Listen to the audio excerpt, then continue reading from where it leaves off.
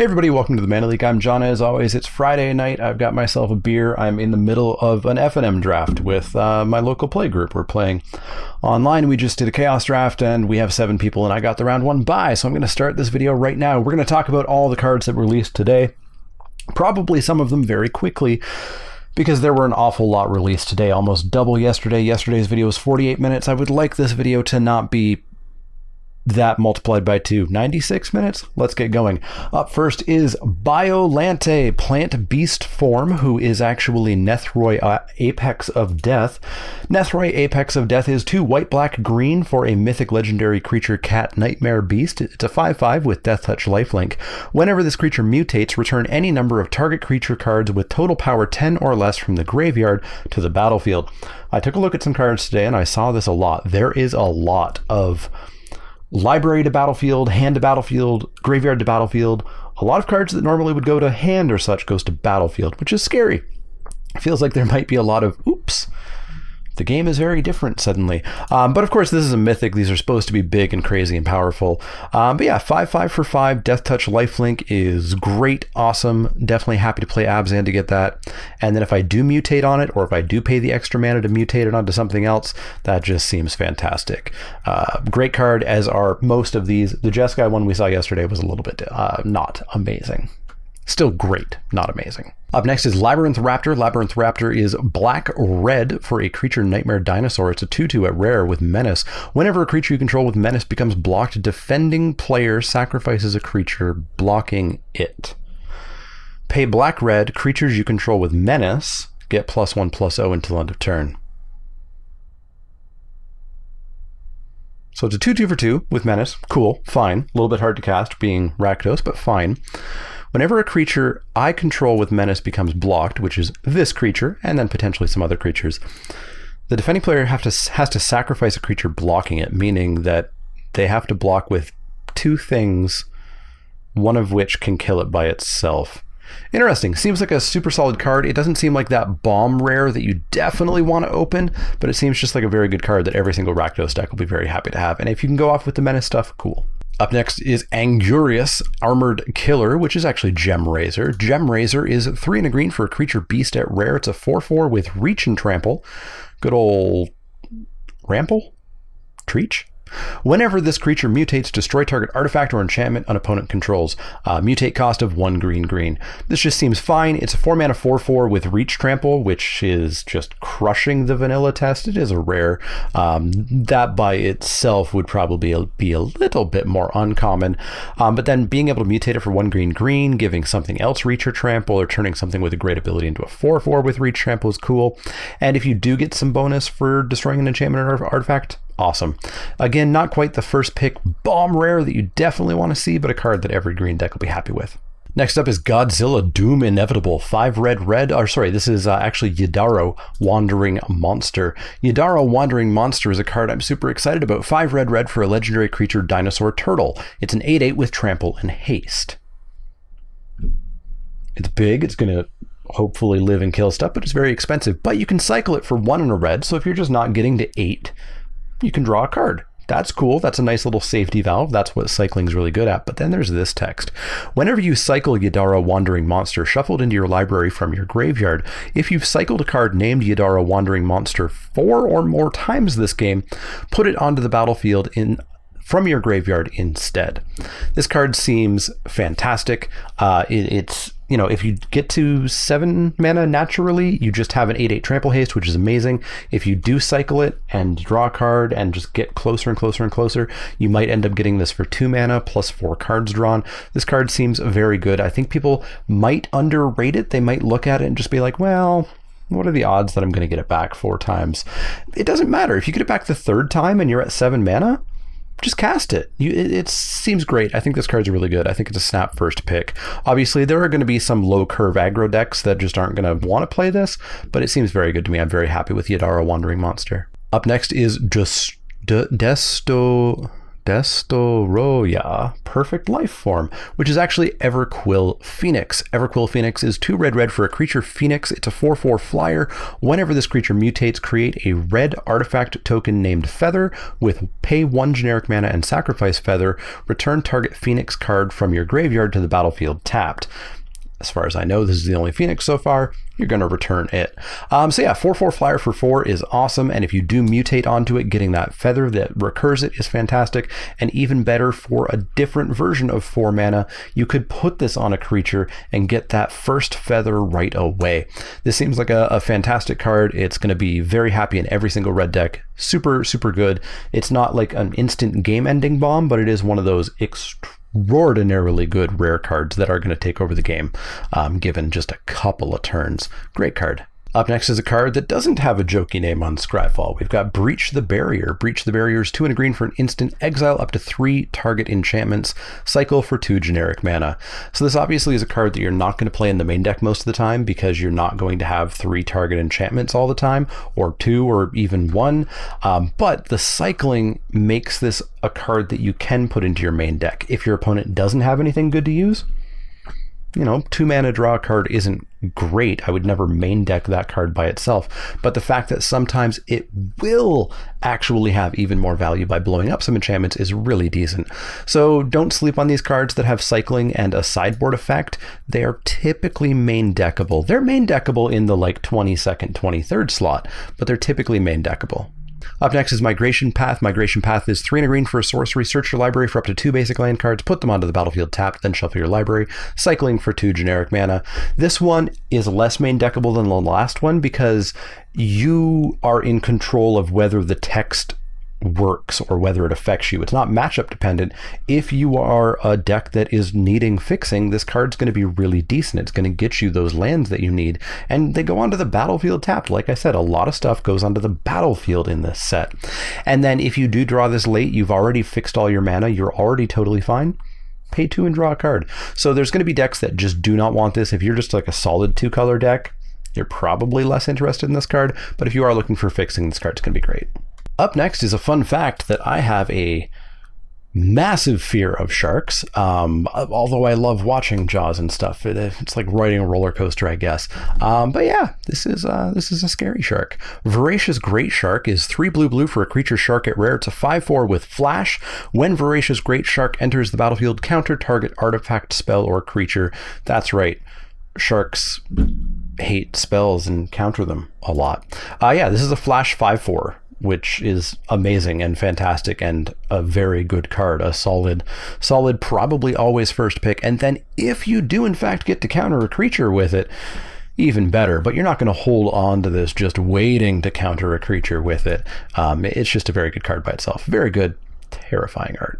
Up next is Dire Tactics. Dire Tactics is 1/black for an instant. Exile target creature. If you don't control a human, you lose life equal to that creature's toughness. So 2 mana, kill a creature and lose some life.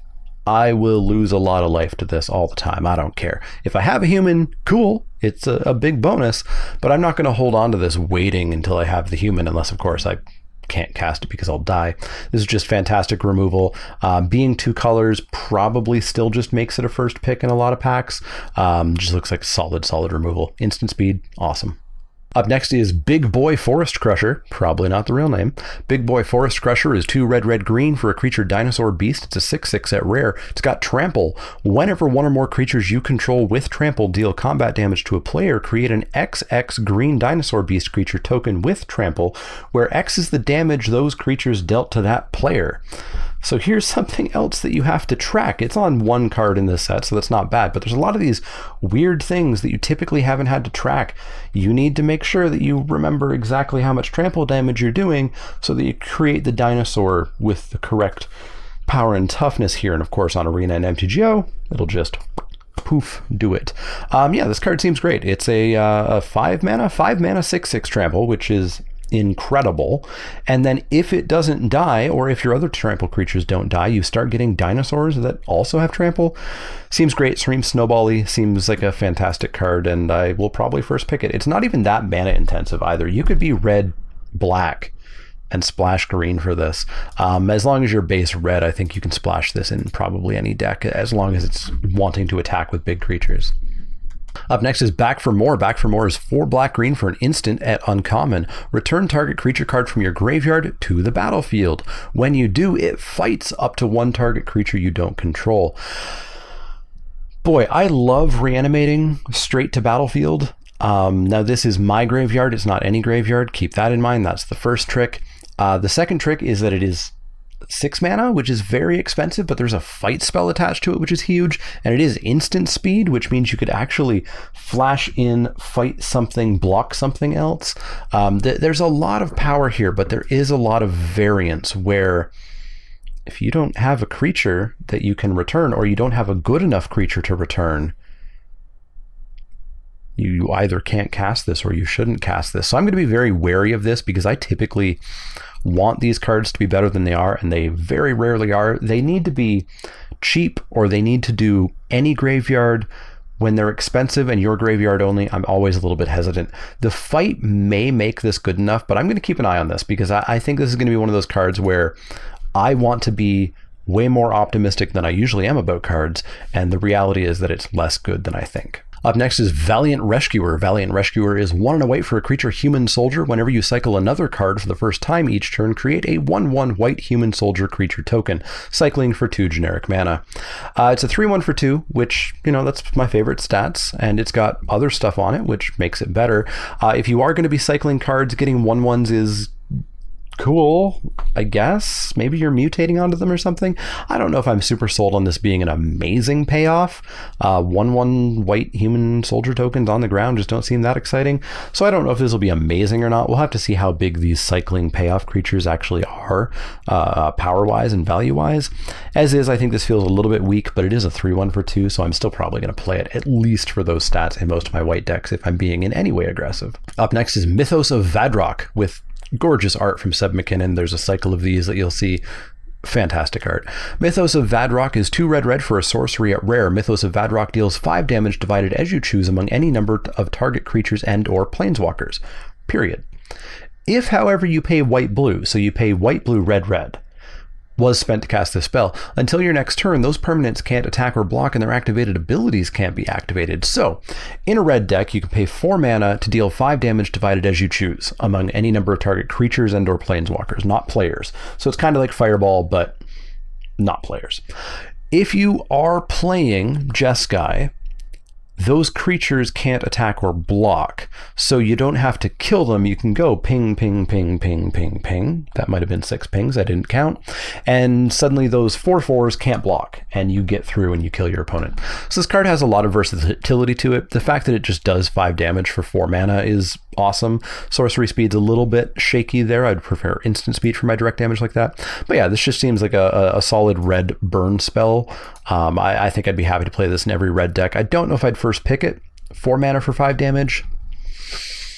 Probably. Maybe not in this format, because there is so much big toughness. Maybe this isn't just unconditional removal a lot of the time if you just do 5 to something. So we'll see how powerful this is. Up next is Odd the Evens. Probably not the real name. Odd the Evens is 3 and a black for a sorcery. Choose odd or even. Exile each creature with a converted mana cost of the chosen parity. 0 is even, remember. If there's ornithopters running around, I suppose. So 3 and a black for you to do some sort of board wipe. It's obviously going to be totally random whether you are wiping all of your opponent's creatures and none of yours, or none of yours and all of your opponents, or I think that was the same thing I just said, or somebody's getting more and somebody else is getting less. It's going to be really hard to actually, I think, build around or play around this so that it's always advantageous to you. So I'm going to be very hesitant on this at the start. It's possible that it's just powerful enough that you'll play it like a Wrath. Maybe you'll play it like an Anger of the Gods, like a deal 3 damage to everything. So you'll play it in a way that you assume that you're going to kill a bunch of your opponent's creatures, but maybe not all of them. And maybe you'll also kill some of yours. I don't know. This is a hard card. Tell me what you think of this card in the comments down below, because my instinct is it's bad. I'm notably often pessimistic in these, so I'm going to start off on this being bad. Up next is Trump Shard. I don't even get that. 2 and a green for a sorcery. As an additional cost to cast this spell, reveal a creature card from your hand. Trump Shard deals damage equal to the revealed card's power to target creature or planeswalker. That's right, green now does direct damage. I mean, you do have to reveal a creature, so that's very greenish, but still, it's weird. So yeah, it's like a punch, except the creature doesn't have to be on the battlefield. Now, there's a massive downside here. If you're top decking, this isn't even a fight spell. You know, Prey Upon would be better if you're in top deck mode. So I'm going to be a little bit hesitant on this. I think it's probably still fine. You know, you're probably going to have creatures in your hand by the time that you can cast this on turn 3 or 4 or 5. And it's in your hand, so you're going to know that you're going to want to keep a creature back for it. I'm going to be cautious of this, though. I think it might get a little bit overrated. I think it's probably still fine, but I think it's going to start out overrated. Up next is Skull Prophet. Skull Prophet is black-green for a creature human druid at uncommon. It's a 3/1. Tap to add black or green. Tap to put the top 2 cards of your library into your graveyard. I haven't seen if there's something that really super pays off for putting stuff into your graveyard. I do know there are some things that put stuff onto the battlefield from the graveyard, so maybe this will fuel it. But beyond that, it's a 2-mana dork, which is fantastic. I love 2-mana mana dorks. And it's a 3/1, so, you know, turn 3, when I don't have a 4-drop to ramp in, I can attack in for 3 damage, which is more than most mana dorks can do. So Skull Prophet looks very good. I think I can first pick this in some notably weak packs, and every black-green deck I have will want this card. Up next is General Kudrow of Drannith. General Kudrow of Drannith is 1 white-black for legendary creature human soldier. Other humans you control get +1/+1. Whenever General Kudrow of Drannith or another human enters the battlefield under your control, exile target card from an opponent's graveyard. Pay 2, sacrifice 2 humans, destroy target creature with power 4 or greater. That's a lot. 3 mana 3/3. Awesome. All my other humans get +1/+1. Cool. I'm guessing that like black white and black green are humans. Maybe we'll see enough humans for this to be super good. So whenever it enters the battlefield or another human, I get to exile a card from an opponent's graveyard. I have to imagine that's for standard. This is one of the safety valves for escape is my guess. And then 2 mana and sack 2 humans to blow something up that's big. That you know, if I have to, it's good. This card's probably just totally fine for like the first half of the card, being a 3/3 for 3 that gives all the other humans +1/+1. The rest of the stuff, I'm not sure if it really pays off yet. I'll keep an eye on stuff, but yeah, this seems like, it seems like a mythic where you go, oh, I'll first pick it. I wish it was another mythic. Yeah, that's my take. Up next is Dreamtail Heron. Dreamtail Heron is 4 and a blue for a creature elemental bird. It's a 3/4 flyer. Whenever this creature mutates, draw a card. Mutate for 3 and a blue. This looks fantastic. 5 mana 3/4. Not amazing if it doesn't do anything, but the second it draws its first card, awesome. And if I pay 4 mana to make a 3/4 flyer or a bigger flyer and draw a card, that seems fantastic. The mutate cost on this seems incredible, especially for a common at that. This card seems great. I'm going to say in the running for best blue common. I don't know if it'll end up as the best blue common, but I think we might see this be one of the top 3 blue commons in the set. It looks fantastic. Up next is Fertilid. Fertilid is 2 and a green for a creature elemental. Fertilid enters the battlefield with 2 +1/+1 counters on it. It's a 0/0, so it's a 2/2. Pay 1 and a green, take a counter off of it. Target player searches their library for a basic land card, puts it onto the battlefield tapped, and then shuffles their library. 3 mana for a 2/2, not happy about that, but it helps me fix potentially twice. It helps me ramp twice. Seems totally okay if you're trying to get to big green fatties or if you're trying to go like 4 or 5 color stuff. If you're not doing either of those things, the first one might be filler level, and that's about it. Up next is Chittering Harvester. Chittering Harvester is 5 and a black for a creature nightmare. It's a 4/6. Whenever this creature mutates, each opponent sacrifices a creature. Mutate for 5 mana. So 5 mana for a 4/6 or probably, hopefully something bigger. And each opponent sacks a creature. Sure, a fun little edict. If my opponent's been going big on one mutate creature, well, it's going to be a huge blowout. This probably seems totally fine. Both sides feel a little expensive, both mutated and unmutated, that I'm not sure I would want 2 of these in a deck or more, but the first one seems pretty darn good to me. I don't think this is Farika's spawn. Maybe it is. Maybe it is. I guess if you have a lot of cheap mutate, I guess if black is one of the heavy mutate colors, it could be better than that. But I mean, I'm playing the first one 100% of the time. I'm just unsure about the second one. Let me know. Would you play the second one? Up next is Insatiable Hemophage. Insatiable Hemophage is 3 and a black for a creature nightmare at uncommon. It's a 3/3 with Death Touch. Whenever this creature mutates, each opponent loses X life and you gain X life, where X is the number of times this creature has mutated. Mutate cost of 2 and a black. So 3/3 for 4 or 3/3 for 3.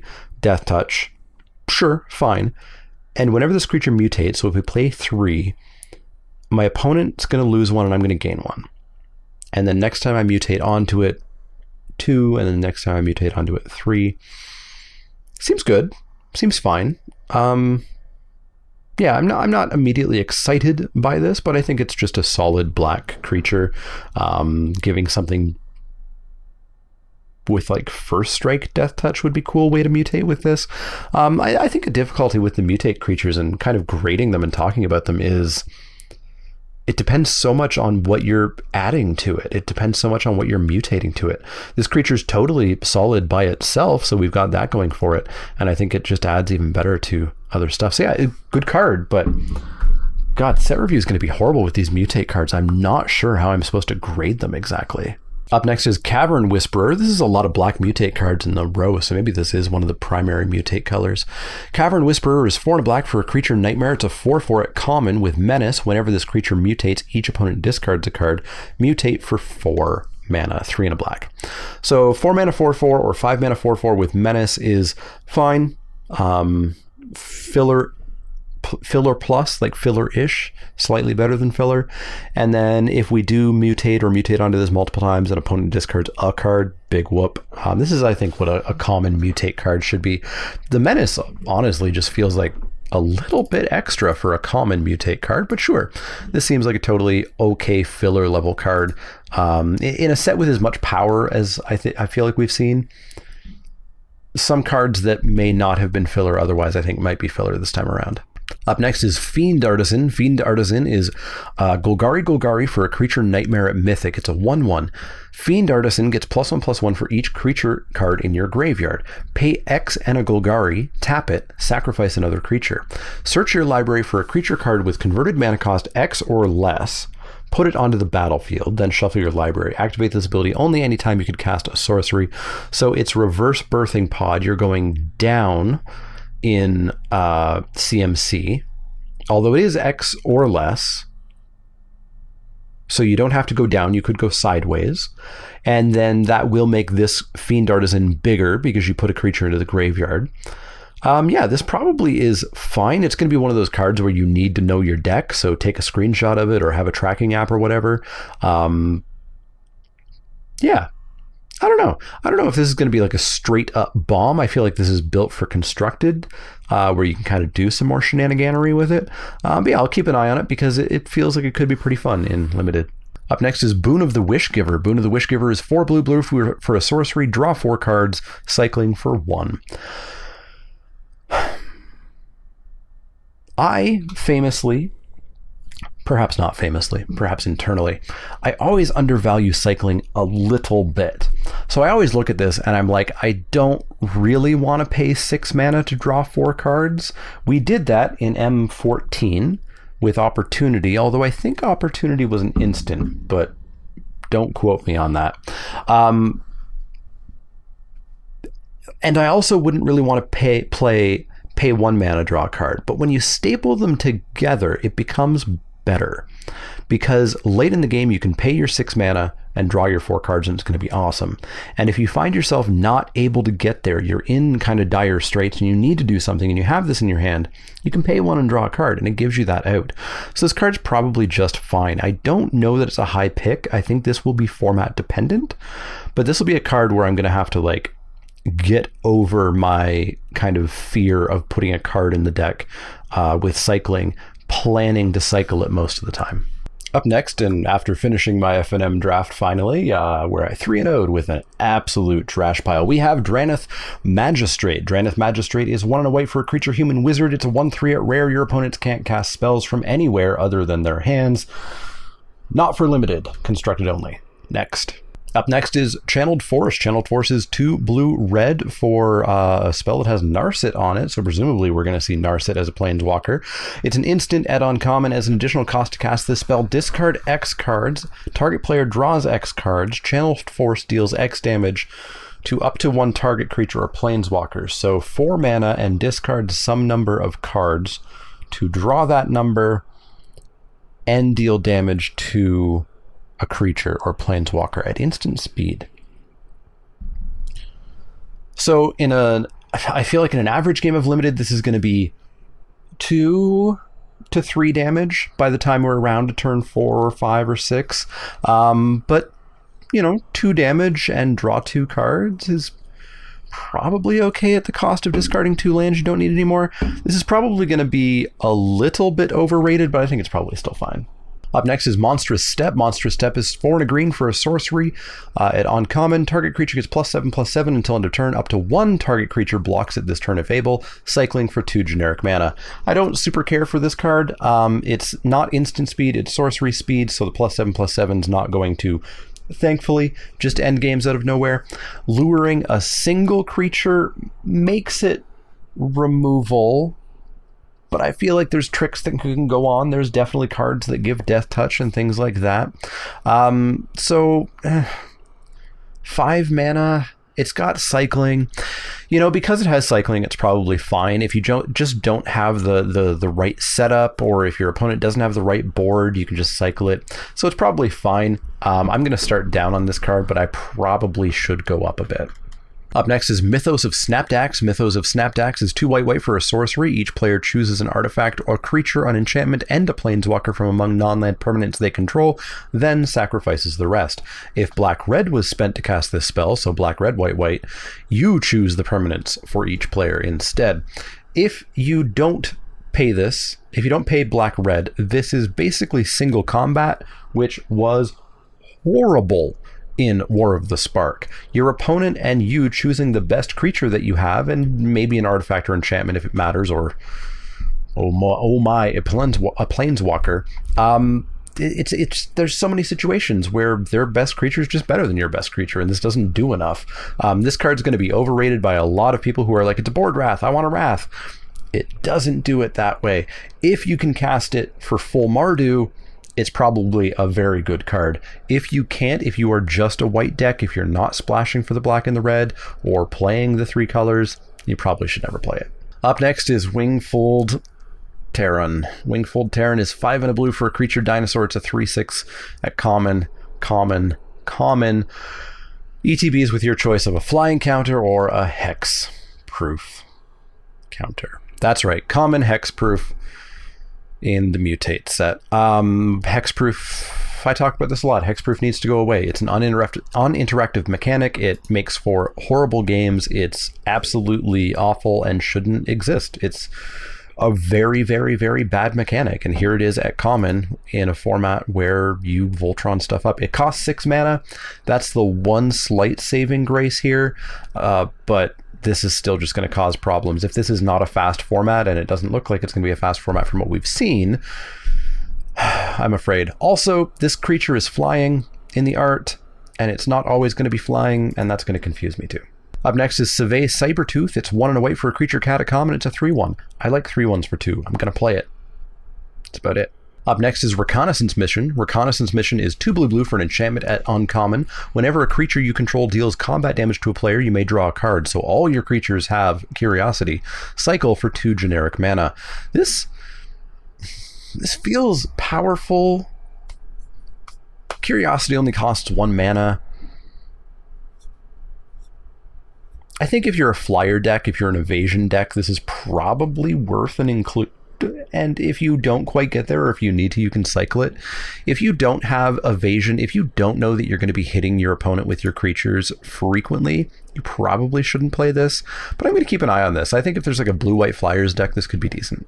Up next is Phase Dolphin. Phase Dolphin is 2 and a blue for a creature elemental whale at common. It's a 1/4. Whenever Phase Dolphin attacks, another target attacking creature can't be blocked this turn. That's pretty powerful. So this is a 1/4, which means it's going to attack decently until the big stuff comes into play. And then your big thing can't be blocked. This could be a good pair up. Unfortunately, it does require that pair up. It does require you having this down and you being able to attack with it, and you also having this other big creature and that working and the attack making sense. And that's where I fall apart in Limited, where I'm like, oh, you're doing too many ifs, and some of those ifs might not work out, and then the whole plan doesn't work out. So I'm going to be careful about Phased Dolphin. The fact that it's common strongly suggests to me that that best case scenario is not going to happen all the time, but I'll keep an eye on it because giving a creature unblockable is scary. Flourishing Fox is up next. Flourishing Fox is a single white mana for a creature Fox at uncommon. It's a 1/1. Whenever you cycle another card, put a +1/+1 counter on Flourishing Fox. Cycle for 1 generic mana. Seems like a totally solid card if you're going to be heavy into a cycling deck. I still haven't quite noticed what exact colors cycling is. White for sure, maybe white blue are the cycling colors for the Cycling Matters deck. And if you are that deck, this is going to be a good payoff, because if this becomes a 2/2 for 1, you've gotten there, and if it becomes any bigger, that's even better. If you do draw it late game, cycle it for a mana and draw a card. Up next is the best cancel ever. Neutralize 1 blue for an instant, counter target spell, cycling 2.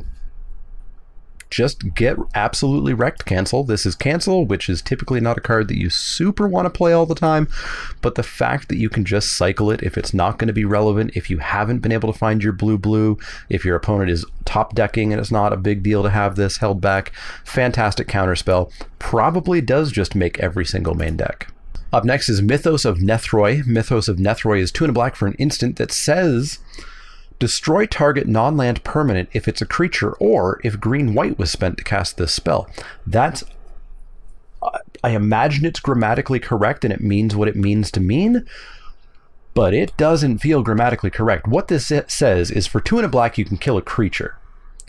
If you pay green-white black, you can kill anything.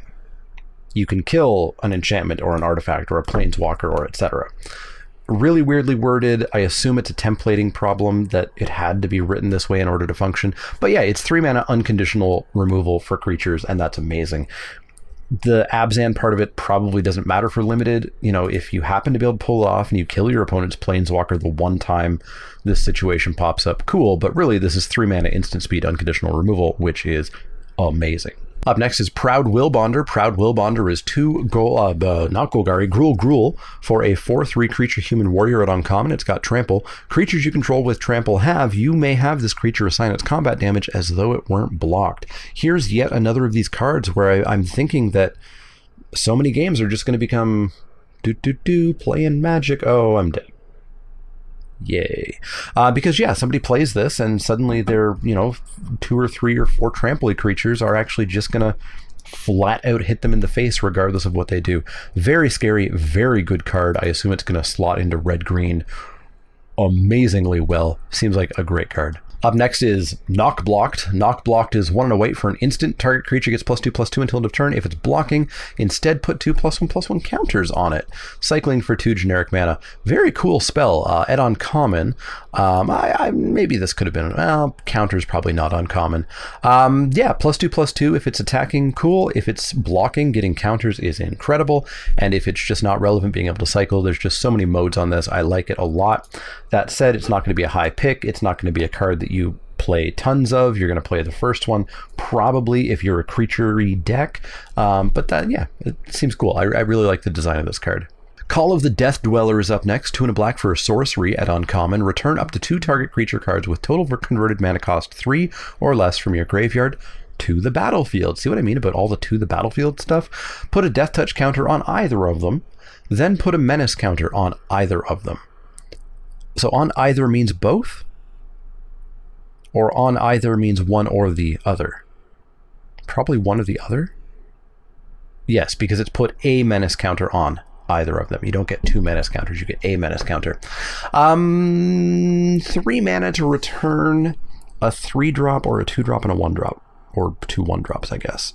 No, it has to be with total CMC 3. You can, 3 or less. Yeah, I don't know about reanimating 3-drops and 2-drops and 1-drops. Getting Death Touch, I guess, is nice. This is essentially a 3 mana 2/2 Death Touch. Maybe a 2/2 Menace and a 1/1 Death Touch. This might have some work, but I feel like This again is another case of, well, I have to have played that 1-drop and I have to have played that 2-drop, and the 1-drop has to have died and the 2-drop has to have died, and then I draw this and then it works. And that's not always going to happen in that order. So this probably just isn't very good, is my guess. Glowstone Recluse is up next. Glowstone Recluse is 2 and a green for a creature spider. It's a 2/3 at uncommon with reach, and whenever this creature mutates, put 2 +1/+1 counters on it. Mutate for 3 and a green. It's one of the somewhat rare, more expensive mutates. I think we've seen more cheaper ones. So 2/3 for 3 with reach is fine, but not exciting. And then the first time you mutate it, it becomes a 4/5 reach plus the ability, or the other creature gets +2/+2. Yeah, this is probably just great, assuming that you are going to be mutating. It's obviously the start of a mutate ladder. This isn't like the end of a mutate ladder. But yeah, seems fine. And man, it's going to be so hard to rate these mutate cards because, you know, if I'm mutating a bunch of 1/1 mutates onto this, it doesn't look as exciting. It's still solid. But if I'm mutating 6/6s or whatever, it's crazy. It's going to be a hard mechanic to rate. Next up is Learning Social Distancing. Learning Social Distancing is 4 and a black for a sorcery. Return target creature card from your graveyard to the battlefield with a lifelink counter on it. 4 mana, sorcery speed. I would have liked to have had instant speed there. It is from your graveyard, so of course one of your creatures has to have died that's relevant enough to spend 5 mana on it to give it lifelink and bring it back.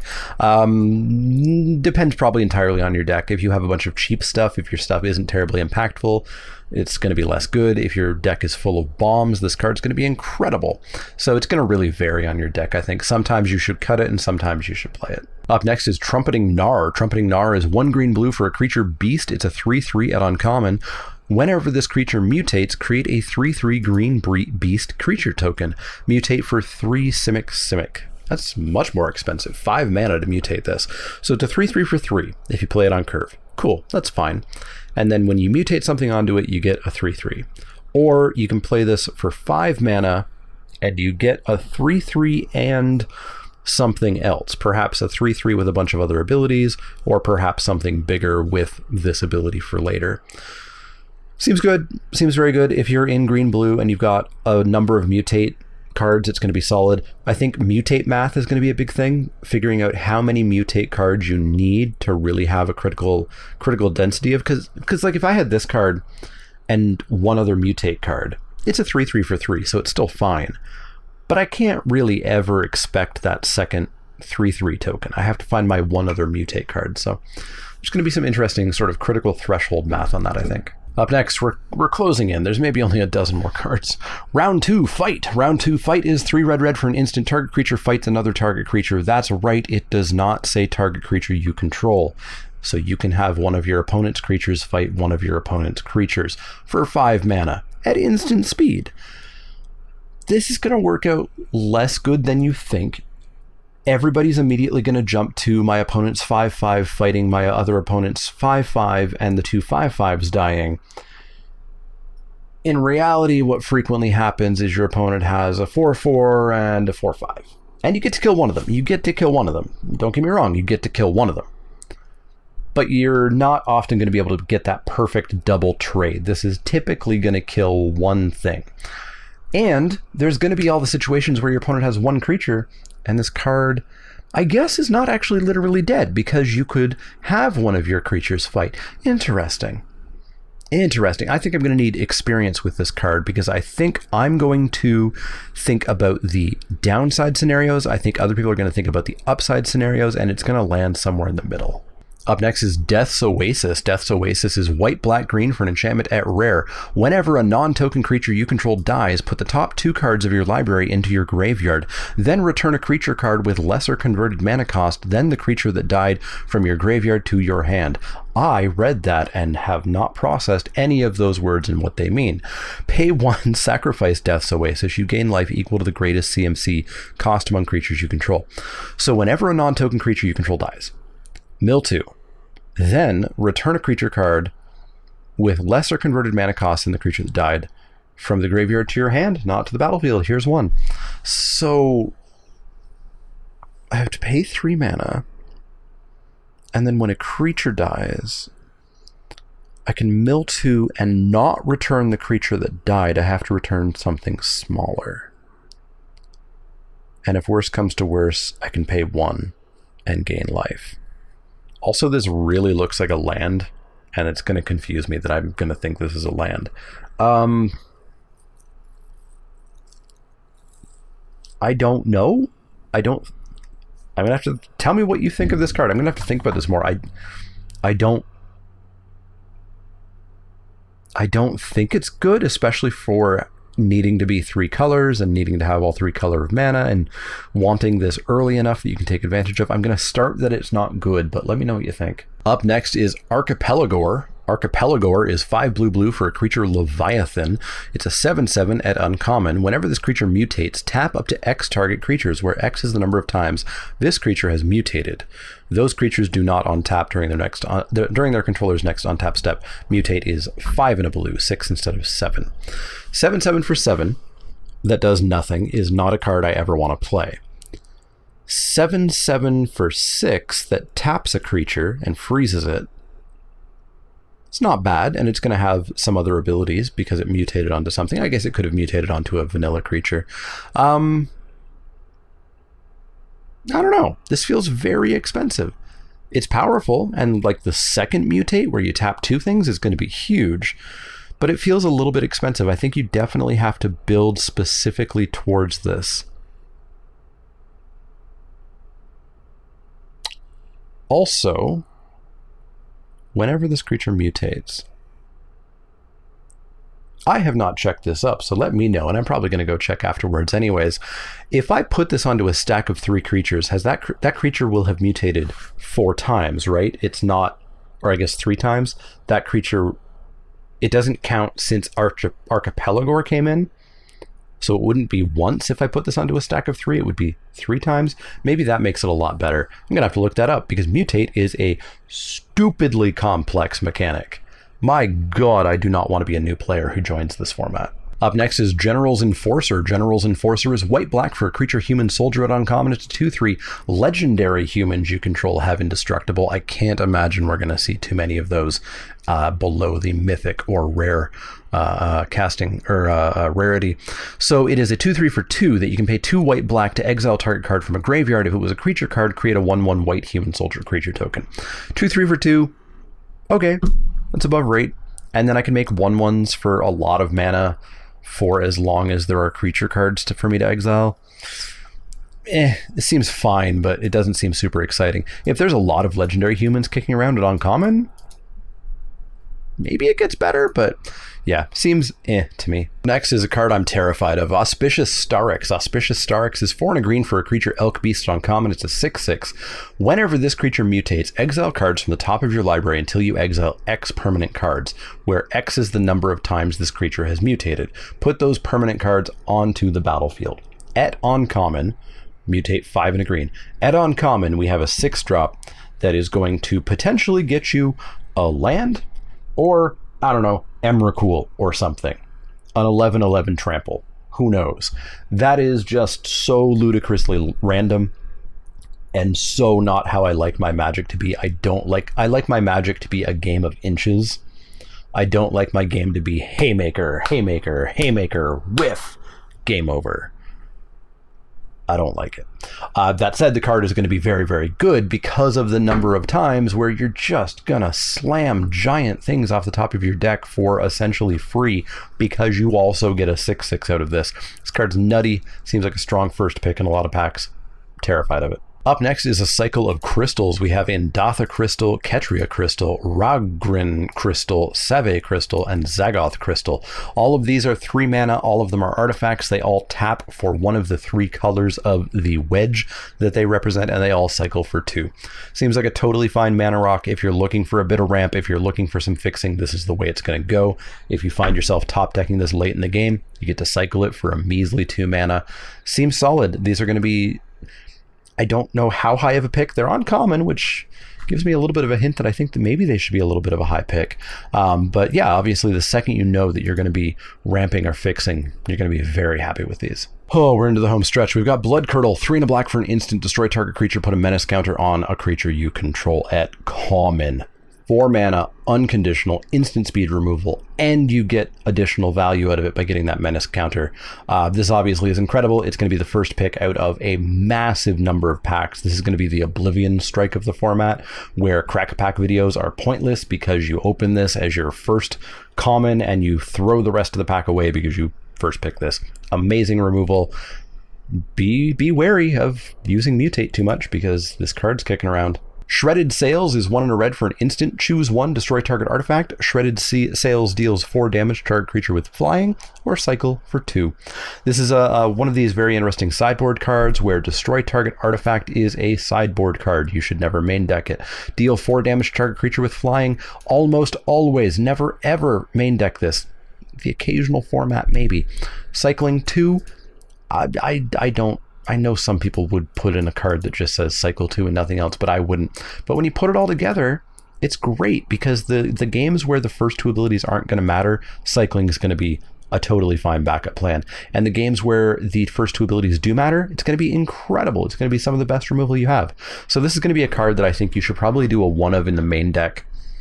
Pretty much always. It's still going to be around probably the 22nd, 23rd card, at least going into game 1, but keep it in mind. Up next is Harmless Houseplant. I believe it's called Wilt. Wilt is 1 and a green for an instant. Destroy target artifact or enchantment. Cycle for 2 generic mana. Again, it's a naturalize, get wrecked naturalize. Here's a strictly better one that you can put in your main deck because the times where the artifact or enchantment hate's going to be good, it's going to be incredible, and the times where it's not, you still get to draw a card off of it. Colossification is up next. Colossification is 5 green for an enchantment aura. Enchant creature. When Colossification enters the battlefield, tap the enchanted creature. Enchanted creature gets, +20/+20. At least it costs 7 mana. At least it doesn't give trample. It would be stupid if there were ways to give creatures trample in this format and this card was around, eh? Up next is Primal Empathy. Primal Empathy is 1 green for an enchantment. At the beginning of your upkeep, draw a card if you control a creature with the greatest power among creatures on the battlefield. Otherwise, put a +1/+1 counter on a creature you control. This is just like Colossal Majesty, which I think was 3 mana, and it let you draw a card if you had the biggest creature. But that was it. Or maybe it was power 4 or more. I don't remember exactly. But if you don't have that, there's a fail case of this being that card from Rivals of Ixalan that was annoying. And put a counter on a creature you control. Seems like a totally fine card. If you're green-blue, you're probably 100% going to want to play this. I don't know how highly I pick it to get into that color combination specifically, but once I'm there, boy, I'm happy with this. Up next is Dirgebat. Dirgebat is 2 black for a creature bat at rare. It's a 3/3 flash flyer. Whenever this creature mutates, destroy target creature or planeswalker an opponent controls. That's right. It's mutate 4 black. It's 6 mana for a 3/3 flash flyer that kills something, assuming it's mutated onto a creature. That's incredible. And then, of course, you can just play it as a 4/4 flash flyer for 3. That's going to be really good and get some damage in. You can mutate onto it later. Looks like a fantastic card, an easy first pick in almost every pack it's going to be in. It depends on what the foil is, I guess. Yeah, great card here. Finally, we made it. The final card, Mysterious Egg. Mysterious Egg is 1 generic mana for a creature egg. It's an 0/2 at common. Whenever this creature mutates, put a +1/+1 counter on it. Which I just realized we looked at yesterday. It was this one, which was called like something Mothball. This is why I don't really like Scryfall's cute jokey names, because you get confused when we have 17 different arts for every card, etc. So we've already looked at Mysterious Egg, so we're done. Yeah, that was a long as butts video because there were a ludicrous amount of cards released today. We are actually over 50% of the set spoiled in 2 days. Tomorrow there's going to be a bunch of spoilers, and Sunday, but they are for Commander 2020. They are not for Ikoria, so I won't be covering them. And then Monday, Tuesday, Wednesday, Thursday, we are back for more previews, and then somehow I have to start a set review in 7 days from now. Yikes.